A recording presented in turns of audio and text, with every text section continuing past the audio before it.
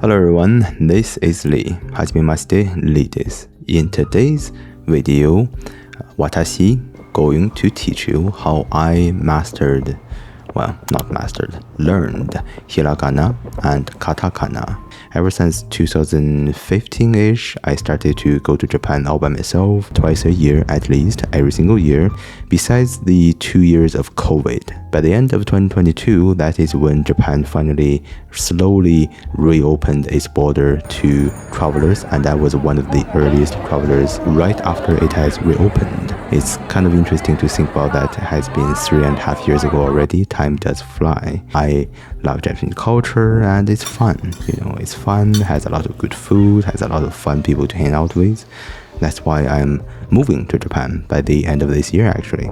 I never learned Japanese properly, yet I can communicate in Japanese on some basic levels because I go there all the time. With that being said, it's actually not that entirely impossible for complete newbies to learn Hiragana and Katakana within a short period of time. I think it's entirely possible. So what is Hiragana? What is Katakana? The four big pillars of Japanese are Hiragana and Katakana, the basic letters of Japanese.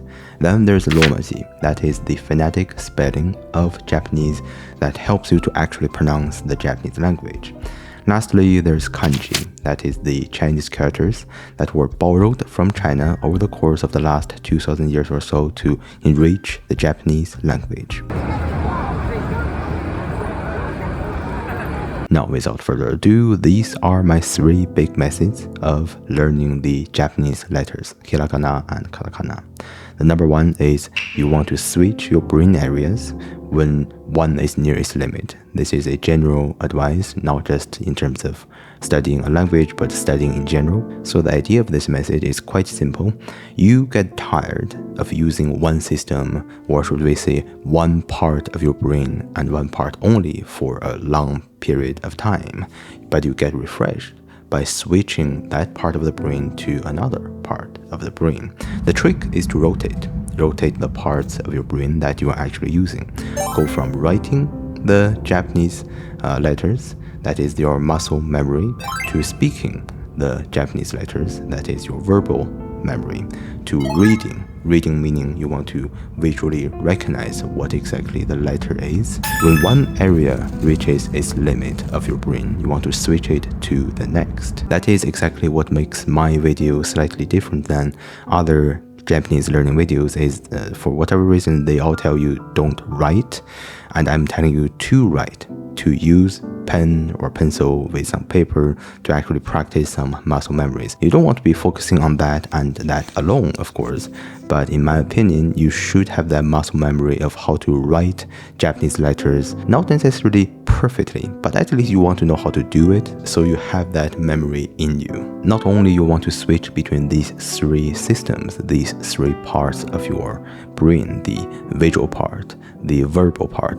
the muscle memory part, you also want to combine them, meaning you want to find a tool, a digital tool, a website or an app of some kind to help you to exercise all three at once. And that tool, in my opinion, the best tool of doing all those three is actually Duolingo. Now, I wish I was sponsored by this green owl, and I know in the deeper layer of the language learning community, Duolingo has a bad rap. But we are not learning Japanese deeply at this point. We are learning the basics, the basic letters of Japanese. And in my practical experience, Duolingo is indeed a great tool to do that. But it's one of the tools. It's not the only tool. It's not the only app or website you should be using. Again, the idea is to rotate. For example, you can also use this website right here that you can customize your own tests, which I think is also very helpful. Try different things. I tried different apps and websites for the first 90 minutes or so, and pretty quickly I built my own stack of tools. On the other hand, some people like to basically revenge on themselves by I have wasted so much time in my life not learning Japanese or not doing the right thing. Now I'm going to lock in. I'm going to lock in for 3, 5, 10 hours on this in one session. I'm going to master this whole thing within the next 10 hours or so. That's also not very helpful. my best advice for you is to say, if you really want to dedicate 3 hours or 6 hours of your valuable time of the day to study Japanese, then you should only study 30 to maybe 45 minutes per session, then take a break at least 10 to 15 minutes, do whatever to relax, to reset, then repeat. That is the best way to learn not just Japanese, but anything and everything at all. Okay, number 2. The goal is to learn them all, learn all of the characters, not to master them all immediately or instantly. That's not the goal, and you shouldn't try to do that. Let me explain why. You shouldn't aim to perfectly memorize everything in both reading and writing right out of the gate. Think about what you are learning these characters for. You learn Hiragana and Katakana to be able to read and speak Japanese. It's kind of like learning the piano. The goal of learning piano is to play music. The goal isn't just to learn the instrument, it's to use the instrument. So the best way to actually master all of the characters is to learn all of them somewhat roughly, then start to play with words and sentences mixed with some kanjis. Similarly, you shouldn't be overly fixated on pronouncing all these characters correctly or natively right away. That's only needed when you are actually trying to speak the words or sentences. Imagine you are drawing a maze on a piece of paper, which is a weird metaphor, but bear with me. What's the first thing you do? You draw a big circle or a big square. You draw the structure first. Then you start to slowly putting in details in there. You shouldn't start from the detail to the big picture. That's actually the opposite of what you should do. Number 3, and this would be the last piece of practical advice I have for you, is you want to learn small batches of characters, then build from them right away. What I mean by that is I recommend you to stop every 5 to 15 characters or so, ideally 5 to 10, then ask any AI of your choice. For example, I used Gemini to make up words and sentences using only the characters you have learned so far. So for example, if you learned a total of 10 characters before today's session, then you added 5 more after today's session. You want to ask your AI to make words and sentences with those 15 characters only.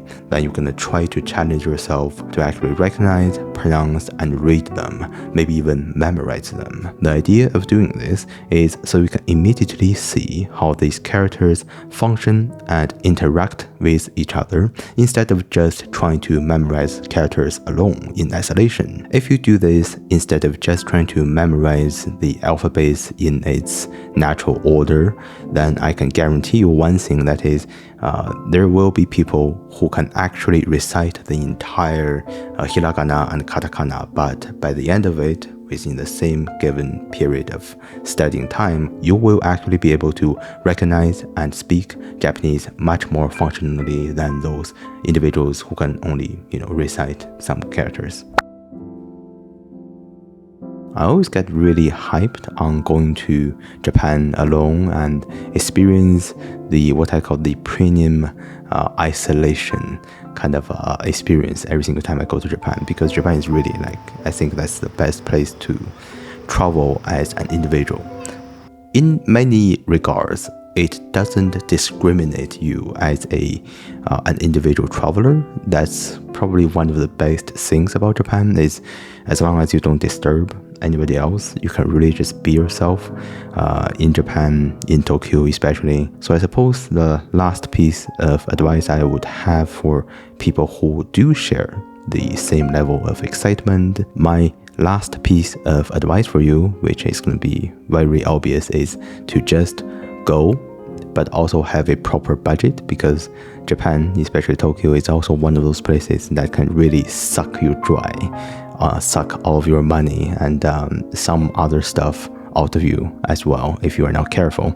For most Americans, which is most of my audience, if you have a passport, then you can travel to Japan without a visa for up to 90 days. You also want to be careful for each given year for whatever passport you have, American passport, Chinese passport, you can only stay up to 180 days as a traveler. So have a budget and go to Japan yourself, then find yourself a small, cheap, affordable apartment, which always kind of tricky, but it's always possible in Japan. For example, a friend of mine who is currently an international student in Tokyo, he spends literally less than $350 a month on rent. Yes, for travelers, it's difficult to get a rental, but there are other options and you can always find a budget-friendly place.